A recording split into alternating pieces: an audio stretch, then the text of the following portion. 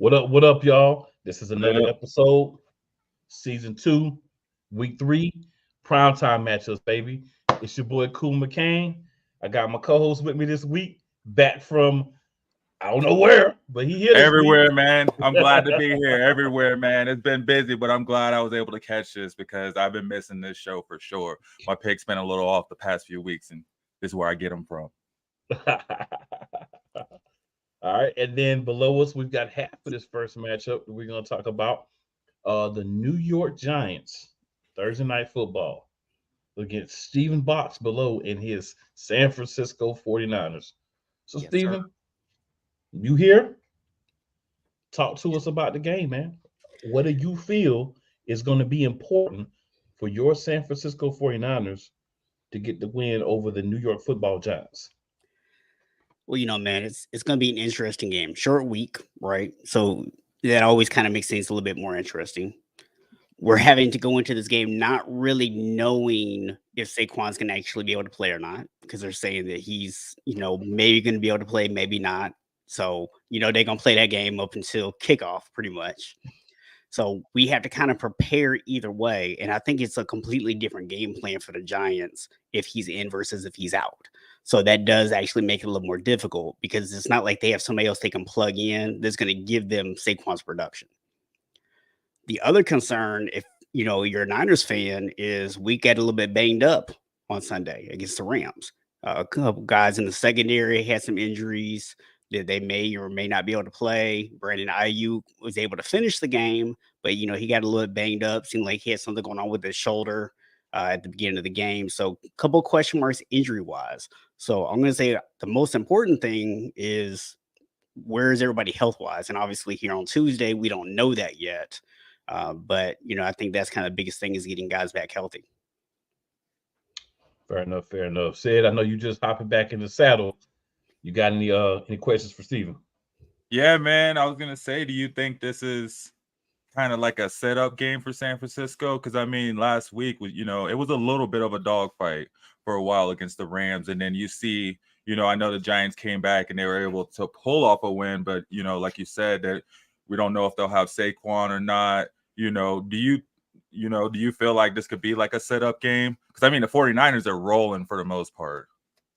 Yeah, I mean, I feel like it can be because you're coming off of a huge win in Pittsburgh. Then you go down to, our unofficial home opener in LA. And you have the crowd going down there. But the Rams, I think because they have those young guys we don't have a lot of tape on yet, they definitely did some things that gave us some concerns.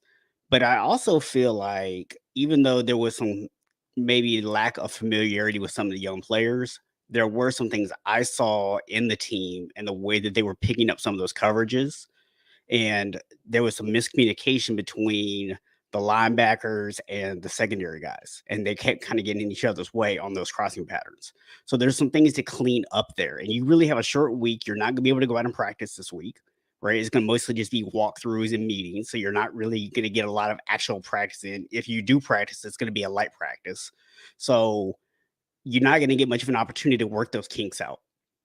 And if you're the Giants, you're coming to this game, assuming if Saquon doesn't play, you're going to go really pass heavy, but you're also going to use Daniel Jones a lot in the running game.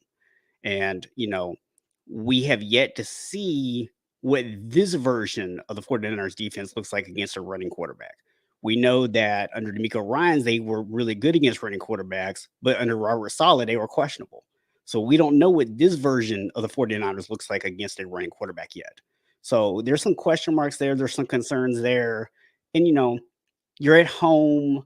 The Giants haven't necessarily looked great. They may be without Saquon, one of their best players. I think it is easy to kind of fall into that trap of get a little bit, overconfident, a little comfortable. That's fair. That's fair. Mm-hmm. So if you had a crystal ball and you can kind of see what you think is going to happen with the game, and what you believe is going to happen is what's going to happen. Tell the world what's going to happen. So what I ultimately think is Daniel Jones is going to run a lot in this game. especially if Saquon is not 100% or if he's not able to play at all, because what they cannot afford to do is have him sit back in the pocket against my defensive front, knowing that he's going to throw the ball every time. They can't afford to do that. They have to find a way to slow that pass rush down. And the best way they're going to be able to do that is with the quarterback runs. So for me, it kind of comes down to who can force the other team to make the most mistakes. And I got to say, man, I have a lot of confidence in Brock Purdy to make the right decisions. He has shown over and over again, even in the playoffs against a very good Dallas defense, he didn't make the mistakes. So to me, I trust him a lot more than I trust Daniel Jones in those situations. Daniel Jones has the bigger arm. He's going to be able to get more passes down the field. But at the same time, their weapons outside of Darren Waller don't really scare me right now. Right. One thing I noticed against the Rams was they did a great job of tackling our receivers almost as soon as they caught the ball. So I think that's going to be a big point of emphasis for my team this week is they're not going to go down easy. So that's one of the things I think is going to really be different this week. And I think it's going to be one of the big difference makers in this game for us is you're going to see a lot more yards after catch this week than what you saw last week. All right. I definitely can dig that, man. I definitely can dig that. So said that you have anything else for Steven? No, I think you pretty much covered it with that right there. I mean, I was going to ask about Brock Purdy, but yeah, like you said, I don't think he's going to make too many mistakes. Yeah, man, that's the Brock Star, man. The Brock Star. We'll save his other nickname because that's not family friendly. So, well, Steven, if you hop over to our YouTube page, man, you can let everybody know where they can find you there. Definitely appreciate you hopping on. If you got a chance to hop in the comments and just talk a little bit, hey, we'll be there for at least about another 30 minutes or so. I appreciate you guys. This year. No doubt, no doubt. All right, so if you're watching for your first time this season, we're doing things a little bit different this year, right? A lot of games going on, but we want to keep you guys interested and engaged. So we're filling it down. But we're going to make a change for next week and moving forward. So starting next week, we're going to have 3 primetime games, except for, like holidays and some special games. So what we're going to do is Saturday evening till Sunday evening. It's a 24-hour window. Going to go on to the playcallersportstalk.com/live or youtube.com/@realplaycallers. And you can go to our community tab. I'm going to put a poll up with all the other games. You can vote on which game you would like for us to cover outside of the games that we're going to already cover. Nice. The other contributors can go on and look at this, as well as any of our community that's watching, right? Whoever gets the most votes, that game gets added for every week moving forward that we're not doing every game. Keep in mind, weeks 8, weeks 13, weeks 18. Weeks that don't have buys. Week 8 there's no buy, so we're going to do every matchup that week. Week 13 will be the week after buys finish, and then week 18. So those weeks we'll have everyone on. All these other weeks, you'll just have the primetime games, and you guys will be able to add a game for non-Thanksgiving weeks. Because Thanksgiving, we already got like 7 games, because, NFL puts like 6 games on for Thanksgiving now. I'll just decide it is like 3. And then the Black Friday game, so that'll be a week we'll have a lot of games. But other than that, hey, it's time to interact, y'all. We're going to do what y'all want to talk about, the game you guys want to talk about, not necessarily the game that we want to talk about. I want to talk about all the games, so absolutely. I'm good with everything. Absolutely. But for the time, this is the move. All right, so now we're going to go ahead and move to our next matchup, which will be the Steelers and the Raiders. We do have our Raiders rep here. Chris, Hey. What's good, man? What's going on, fellas? What's up? What's up? Man, it's been a big game this week, start man. to the season. Yeah, big game this week, man. It's a huge game. It's first primetime game this season for the Raiders in the Allegiant Stadium. It's that beautiful stadium here in Vegas. It's going to be, the atmosphere is going to be crazy. I don't know if it's going to be a bunch of Steelers fans or it's going to be a bunch of Raiders fans. Either way, it's going to be a really crazy atmosphere. Prime time in Las Vegas. It's going to be the place to be. But start off this past week against Buffalo showed there's still a lot that needs to be improved with the Raiders.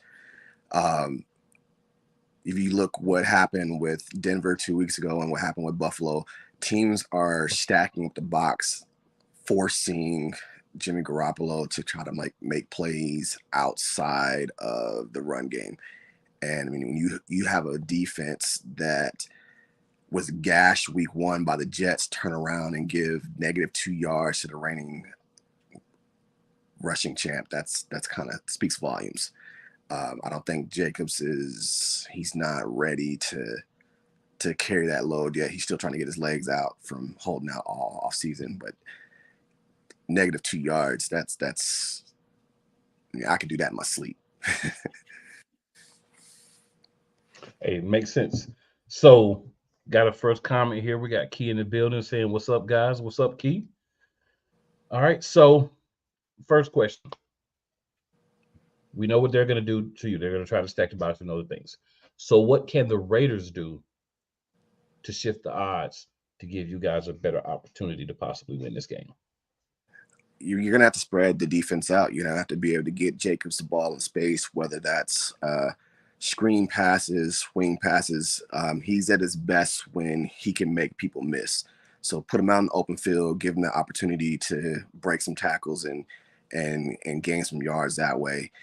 Especially if they're going to load the box up and not allow him to run in between the tackles. And I don't think it's necessarily just a Jacobs thing, because when Zamir White came in to relieve him in the fourth quarter, he got 22 yards on 3 carries. So it's not like they're not blocking. It's just who's back there. And additionally to that, you 2 weeks in, you got 1 target to Hunter Renfrow. You got 2 targets to Michael Mayer, 3 or 4 to Austin Hooper. You got to utilize those other weapons that are not named Davante Adams. There's guys on that field that can use the opportunity for the one-on-one coverage that they're going to get, because all the attention is going to go towards Davante for him not taking it over top. So they have to be able to step up and take advantage of those opportunities. And if they do that, that'll be able to loosen up the run game, and they can get the run game involved again. All right. So from the side of either team, who's the X factor in your eyes in your matchup, right? For both of your teams. So the X factor for you as Raiders, and then also the X factor for the Steelers. So defensively, obviously you got Max Crosby on the defensive end, and he's able to generate that pressure to get to the quarterback. He didn't do as much against Buffalo, but I feel that the Steelers' offensive line is not going to be as stout as Buffalo's was. So he's going to have those opportunities to be able to get in and put pressure on Kenny Pickett. And if he can do that, that's going to open up a lot of opportunities for the secondary to make plays. Conversely, on the flip side, you got TJ Watt on the other side. He's going to be able to do a lot of the same things, if not better than Max can, because he does have other pieces around him that's able to generate just as much pressure. So it's going to be up to either of those guys to be able to create more opportunities for their teammates. Fair enough. Said that you have anything for Chris? Yeah, I mean, I guess I would just ask, you said Davante Adams. I know Josh Jacobs has been kind of quiet. I mean, who would you say has to be that third guy? I feel like last year Hunter Renfrow was like really solid and on point with his routes, and he did, he filled in, I guess, as that like second or third receiver, but he was hurt most of the time, Who are the Raiders running with, man? Like, who has to be that second or third guy, I guess, rather, after Davante and Jacobs? Hopefully Jacoby Myers makes his way back. He's currently in the concussion protocol. McDaniel said he may or may not be able to go this week, depending on whether or not he can practice at least by Thursday, I believe. If not, then you got guys like DeAndre Carter, who is he's always a threat to stretch the field, coming over from the Chargers last year. You got guys like Wilkerson, who is currently their 5th receiver on the depth chart. So he has to be able to step in and be able to make some plays. But then you also have 2 tight ends in Austin Hooper and Michael Mayer, who McDaniels is accustomed to using those 2 tight ends. He did it in New England when he had Gronkowski and Aaron Hernandez, and being able to split the field with those 2 big bodies. He can do the same thing here in Vegas, but they got to be able to get open. And you got to be able to get targets to him. I don't know if Jimmy is even looking for these guys. When you have, I think Devontae had 10 targets last week and then 9 the week before. And the only other person who's had that many was Jacoby Myers, and he was out last week. But then you also have to look at the fact that Jimmy's not that guy that's going to throw the bombs down the field either. So you got to be able to create those space, and those guys got to be able to take advantage of those shallow routes, and that's going to be open to them. All right, so opinion question for you here. The combination of Josh McDaniels and Jimmy Garoppolo, are you confident that this is a combination that can get you guys to the playoffs?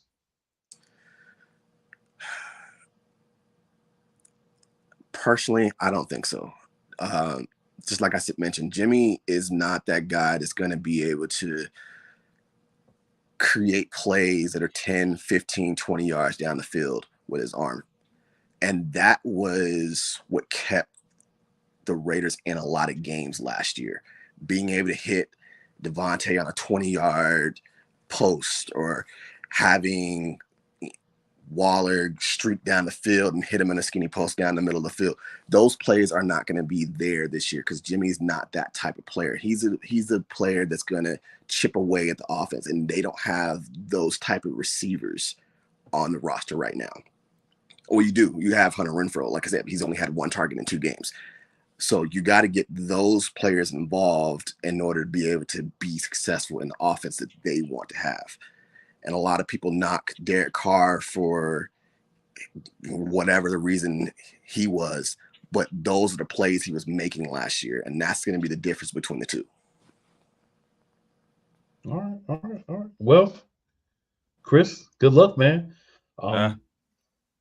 We're definitely going to need it. Yep, got a couple of comments here, so we'll go through those real quick. So we got Mike, who says, "Good evening, guys." What's up, Mike? Play Callers Sports Talk says you can find me alongside Cool every Friday right here at Real Play Callers, and Friday mornings 10 a.m. Eastern on WDJYFM.com. And go Niners. All right, and then says it's crazy the Raiders and Steelers are prime time. I didn't know he was going to put it up, Chris. I mean, if everything went to plan, like this could have been a good primetime game, especially considering how things went down last year when the Raiders went into Pittsburgh and it was that cold, thick air. This could have been set up a really interesting rematch, but alas, that's not what we got. This is how we're going to go. So. But it still could be. That's the beauty of playing the game, right? It still could be. I, for one, didn't think the Cardinals had a chance to be in either game, right? Because I think they're the worst team in the NFL. They're 0-2. And they're not playing like it, though. They're not playing like they should be the worst team. But they still are, in my opinion. I am standing on that mountain. The Cardinals are going to have the first pick of the draft, whether they want to get a quarterback, whether they want to trade, and get a plethora of picks and maybe some players to help that team. But they are going to have the first pick because they are that bad. Caleb Williams might be going over to Arizona, so we'll see. Well, Caleb Williams said he is not going to Arizona. Caleb Williams' dad said he will stay in school before he goes to Arizona. I don't blame him. I don't either. But I'm just saying, I think that unless somebody else has another shocking injury, like something that happened with, we don't want this, so don't take it wrong. We don't want this, but something like a major injury to somebody like a Chubb or Aaron Rodgers on some of these teams that can't really afford to because they don't have a defense like the Jets have, or they don't have a quarterback like Deshaun Watson. And real quick, a lot of people been getting on Deshaun Watson. A lot of Cleveland people talk about how he sucks and all that. It's 2 games. Calm down. Calm down. All these guys look bad right now. Okay. Yeah. Believe me, I've got several different ones in all my fantasy leagues, and they're all putrid right now. They're not putting up points like you expect them to. What? Yeah, he's not playing good. Yeah, I think a lot of that boils down to the lack of time in the preseason. You look in years past, 10 years ago, they had all this time. They had the 2-a-day practices. They played the 4 preseason games. They were able to get those bumps and bruises out of the way and knock off their wrestle. When it started the regular season, all cylinders are firing. And you look at the teams now who are starting off slow, or the teams that didn't play most of their starters. The Cardinals players messed around and got Buddha put on IR. Organization not going to have you almost winning these games. Right. Don't you go out there trying to win games. What is y'all doing? We got Josh Dobbs at quarterback. Hollywood Brown is the best wide receiver we have. James Conner is our top running back. We're not here to win, right? So what are you players doing? BS3 Network says, good evening, BS3. Appreciate you hopping on to check us out as well. All right, so Chris, man, make sure you hop in the comments. Let everybody know where they can find you. Appreciate you. Yes, sir. And we'll definitely have you back the next game or one of those weeks where we're doing everybody, whichever comes first. All right, man. Y'all be easy. Easy. All right. So quick public service announcement here. So Monday nights, right here, as well as on Shady Sports Network. Well, up on both of these, right? You can find the Monarchs of Wrestling, 6:30 p.m. Eastern Daylight Time. Tonight, of course, Matchup Madness. Tomorrow night, got a little something for you guys to just be a part of, to see for tomorrow night. And that's going to be, of course, you checking out Play Callers. Excuse me. I got so many shows, y'all. So tomorrow night is Eagles Elite Podcast. So make sure you check that out. We're talking everything Philadelphia Eagles. We're previewing the game for the upcoming week, as well as reviewing the game for the previous week. They've been brutal. This one is going to be a little brutal too. This was not a good game, but that's tomorrow. All right. Also, Thursday night, I'm also do Birds Deep podcast. You can find that Birds Deep. Friday, as was put up earlier, 10:30 a.m. WDJYFM.com, 10 a.m. Eastern Time. We have the Play Callers show there, talking all things basketball and football with the emphasis on the Atlanta area. The show is in the Atlanta area. And then after that, 7:30 p.m. Eastern Daylight Time, Play Call Sports Talk Show, talking all things in regards to, sports. We stick to basketball, football mostly, but we'll sprinkle other things in as well. And then right after that, at 9 p.m. Eastern Daylight Time, also on Shady Sports Network and playcallsportstalk.com/live or youtube.com at Real Play Callers, and Shady Sports, which is youtube.com /at Shady Sports, always /. Don't forget those. NFL Gridiron Flex. We're talking storylines, different things in regards to the NFL games for the week and different things happening in the world of the NFL. So just, a couple other places. And then I will not sit up here and not mention the NFC Beast show. A little different flavor from last year, but we're talking all things NFC East. That's every Saturday night, 9 p.m. Eastern Daylight Time. So the gamuts throughout the week, man. A lot of things going on, but we're grinding over here. We're making things happen. That's what we do. Man, right, you just named like a million shows. It's It's a lot of shows, my dude. It's good though. Get it. Yes, sir. Yes, sir. And then Michael says, can I get a t-shirt that says we are not here to win? Hey, man, if people want to buy it, I can make it happen. Right. All The right. next one, just look down. We got them all at the bottom. And Play Call Sports Talk says, I think we get a cheat sheet for all these great shows. We're going to get some things in mind that kind of help you remember them besides me just telling you. but wanted to go ahead and get that, percolating through things this week. All right, so we're going to go ahead and move to the next matchup, ladies and gentlemen. And that is my Philadelphia Eagles Ooh. versus the Tampa Bay, without Tom, Buccaneers. Uh-oh. And we got Baker Key. Mayfield. We don't acknowledge him. It's a Tampa Baconeers. Yeah, we don't acknowledge him. We got Key in the building with us. What up, Key? Yo, what's up, y'all? What's good? Oh, we are chilling. So, Key, got you here. We got this matchup between the Eagles and Tampa Bay. So, what do you think each team needs to do in order to be successful on Monday night? Of course, the Eagles now, we know a lot of injuries, so we're just going to assume that at least some of them are going to be back. I think we get Barry back. We get back Blankenship. The only question mark in that defense is at the slot corner or the nickel, since Maddox is done for the year. So we're gonna it's gonna be a committee. It's gonna be cornerbacks by committee in that spot. We all know Swift is going to get the ball. Now, don't sleep on Tampa Bay's defense. They still have a good quality defense, even though they're 2-0. Even though we might not think it, but their defense is still pretty good. Baker Mayfield has been playing great these last 2 games. They're 2-0. So we can't let Baker Mayfield beat us. But anyway, their offensive line still has some issues. I know they missing Jensen, but they're just putting it together. But there's one man I'm afraid of, and that is one Mike Evans, who can still go off at any time. But I do think our corners and safeties can shut down one Mike Evans. Fair enough. Say, any questions for Key? Yeah, man. You think Philly's gonna stick with that running game they finally picked up? I mean, if it ain't broke, don't fix it. Hopefully we started off early. We get things started early. That'll help the passing game for Jalen Hurts. Get A.J. Brown involved, get Goddard more involved. Devontae Smith's been the hot hand his last 2 games. So hopefully we can get everybody involved.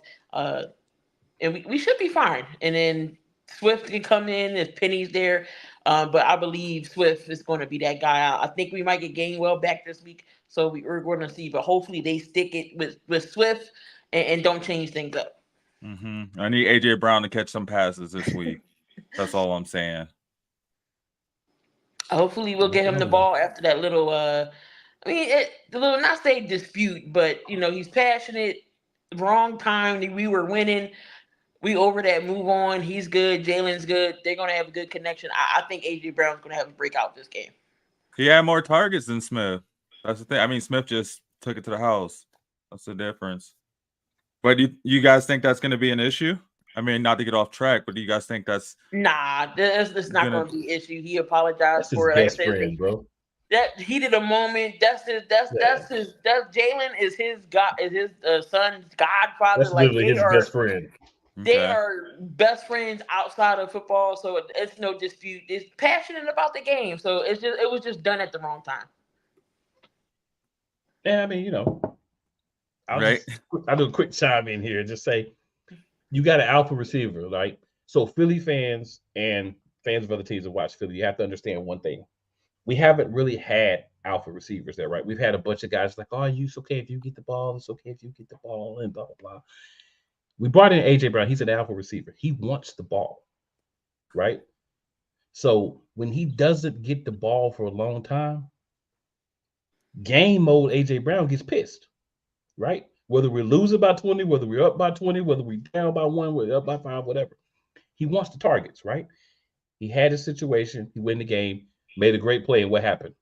Rashad Penny, right? But he did get some throws because the squeaky wheel gets a little oil. He got a little squeaky. He started getting a little oil, right? I mean, that's what happens. So, I mean, it's not an issue. It's just if you have a number 1 dominant receiver, you understand what I'm saying. You have an alpha. He wants the ball.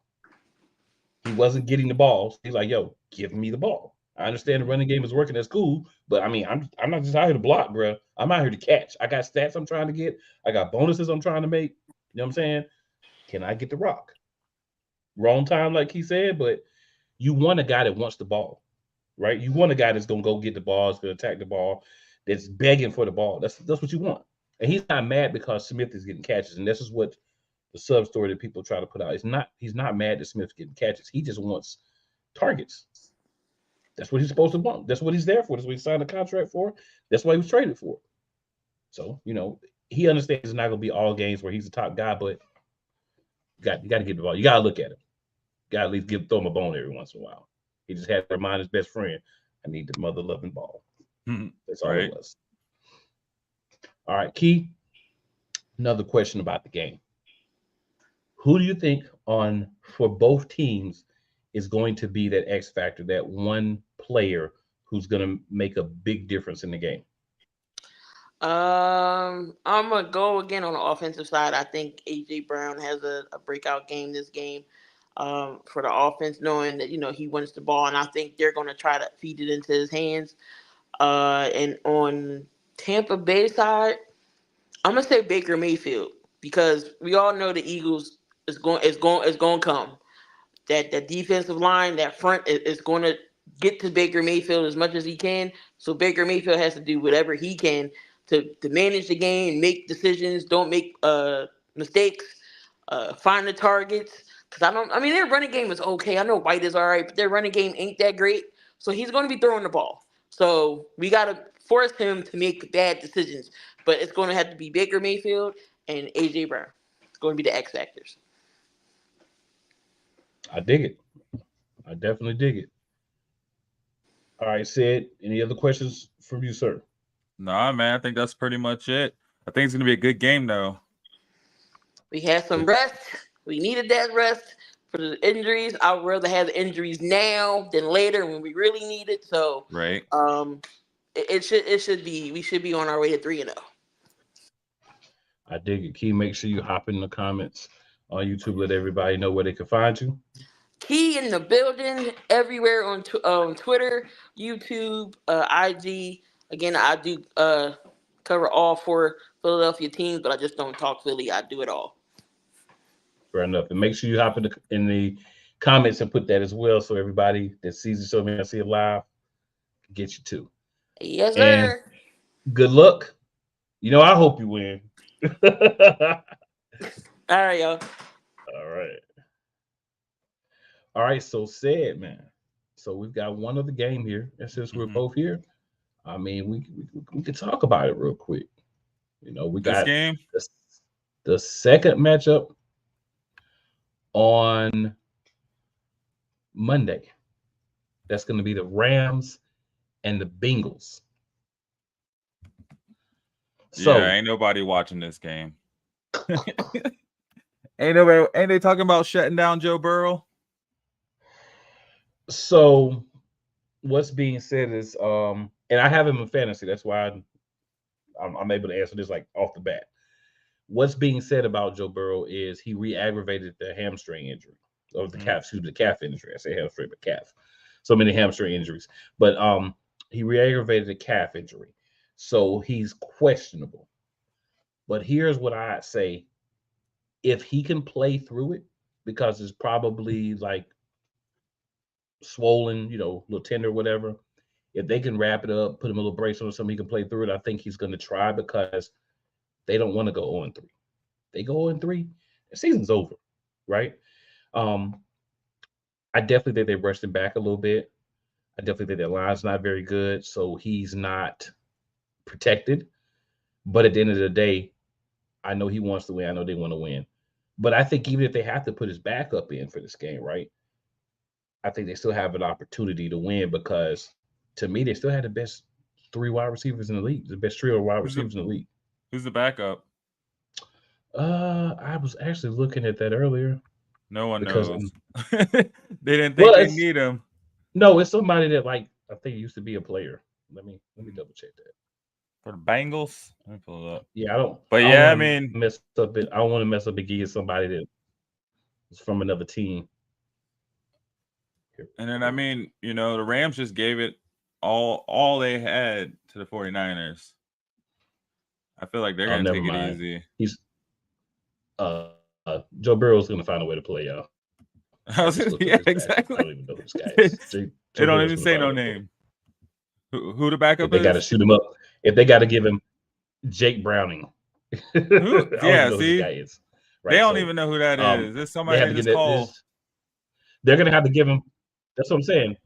They're gonna have to give him that Pat Mahomes shot from the Super Bowl, because whatever that was, that's a cure-all. They need to give him that Pat Mahomes shot. He'll be out there. But I think he's gonna at least try to go, especially because I was thinking he had like a couple used to be a star in the league. But whoa, yeah, they must be thinking about somebody else. But I think that he's gonna try his best to go. They need him. But the Rams, man, Puka are very surprising. Yeah, I grabbed Puka in a couple of leagues. I was just deciding between which one. I ended up going with Puka, and he's had the better week for the 2-week period. And I think he's a guy that even when they do get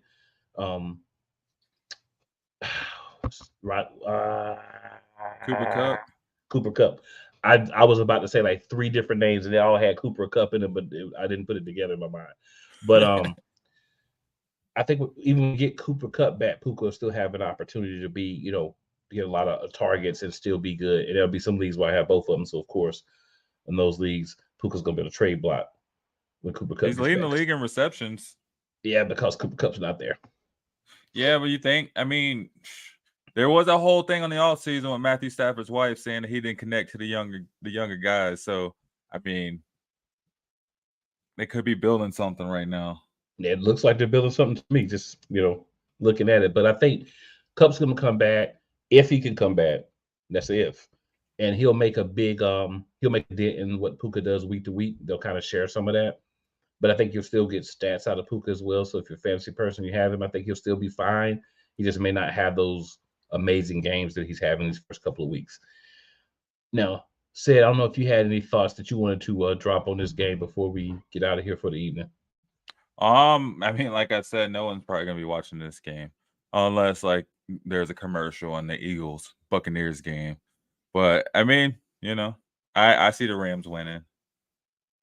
Bengals going 0-3. Well, people might watch the fourth quarter, because by the time this gets to the fourth quarter, the Eagles game should be over, right? So yeah. I mean, you might get some views later on in the game.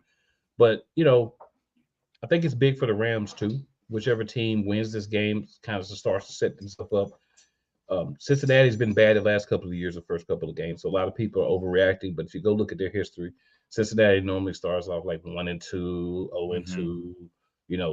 They don't do very well at the beginning of the season, then they start to pick it up. But if Joe Burrow's hurt, or if he tries to come back and he can't be the Joe Burrow that we expect him to be, that's a different story. That could change everything. But I'm gonna assume that they'll just give him that Mahomes shot and he'll be good to go by Sunday night. Only problem is I have him in fantasy. They play last on Monday.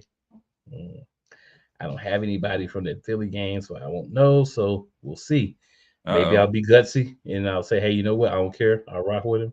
Maybe I'll just say, you know what? I'll play it safe and put in one of my other quarterbacks from the bench. I don't want to say who they are because they're just there for.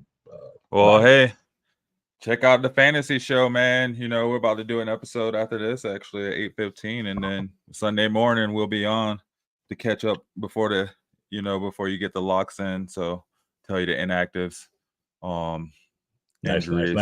Yeah, but the thing is, y'all might not know. We won't know about Burrow probably until Monday because their game is Monday night. That is true. So, so we won't be able to help you there, but they'll let you make a decision.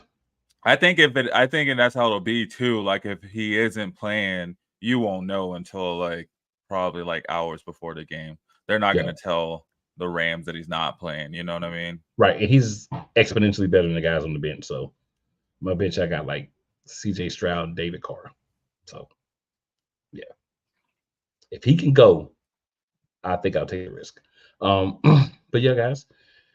So we are coming to the end of the show for this week. Appreciate everybody who watches. Appreciate all the people that will watch this later. I know there's a lot going on in the world of sports. So other things maybe take your attention right now. But don't forget to stop by. Make sure you hit that like button, that share button. Oh, and most importantly, subscribe to the channel. And a little something real quick I'm going to play for everybody just to remind you about tomorrow. case you see this before 8:30 p.m. Eastern Daylight Time tomorrow. Let's Hey, go. Eagles fan. Join my man 𝐤𝐞𝐥𝐿 and a host of others as they break down every single game, every single week in an objective manner, and also from a fan's perspective as well. Remember, this cast feels just like you. Nobody likes you. And you don't care. Fly, Eagles, fly. Eagles Elite Podcast. Every Wednesday at 8:30 p.m. Eastern on YouTube and other podcast outlets.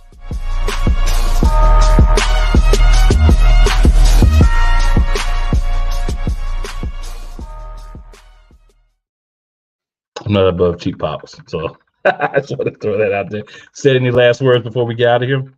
We don't care. No, I'm playing. Hey, man, it was fun. I can't wait till next week. Yes, sir. Yes, sir. And with that being said, we out for the evening.